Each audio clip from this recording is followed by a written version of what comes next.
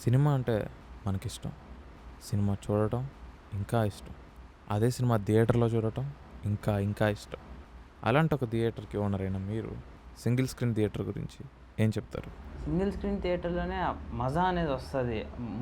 మంచి మూవీ వచ్చినప్పుడు, ఇప్పుడు 'బాహుబలి' అలాంటివి ఉన్నప్పుడు, ఇట్లాంటి సింగిల్ స్క్రీన్ థియేటర్స్‌లో చూసినప్పుడు చాలా అది అదొక డిఫరెంట్ ఎక్స్‌పీరియన్స్.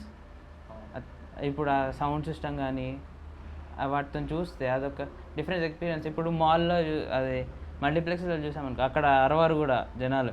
ఇక్కడ అరుస్తా అదొక డిఫరెంట్ వైబ్ ఉంటది ఇక్కడ చూస్తున్నప్పుడు. చిన్నప్పుడు ఫ్యామిలీతో సినిమాకెళ్ళడం ఒక టైప్ ఆఫ్ సెలబ్రేషన్. ఆదివారం రోజు కొత్తగా వచ్చిన సినిమాకెళ్ళి నాన్నతో ఇంటర్వెల్‌లో సమోసాలు, పాప్‌కార్న్‌లు, ముఖ్యంగా గాజు బాటిల్‌లో కూల్ డ్రింకు. ఇవన్నీ ఎప్పటికీ నిలిచిపోయే జ్ఞాపకాలు. ఆ చీకటి గదిలో ఓ పక్క నుండి స్క్రీన్ మీద పడుతున్న వెలుగు మనల్ని ఎప్పుడూ ఆకర్షిస్తూనే ఉంటుంది.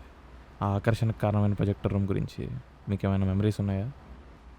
ప్రొజెక్టర్ రూమ్‌లోకి పోతే అదొక డిఫరెంట్ ఎక్సైట్‌మెంట్ ఉండేది. ఎందుకంటే అది రీల్ గదా! రీల్ మూవీస్ ఉన్నప్పుడు అది నీకు 2 ప్రొజెక్టర్స్ ఉండేటివి. ఏది ఫస్ట్ హాఫ్‌కి, సెకండ్ హాఫ్‌కి.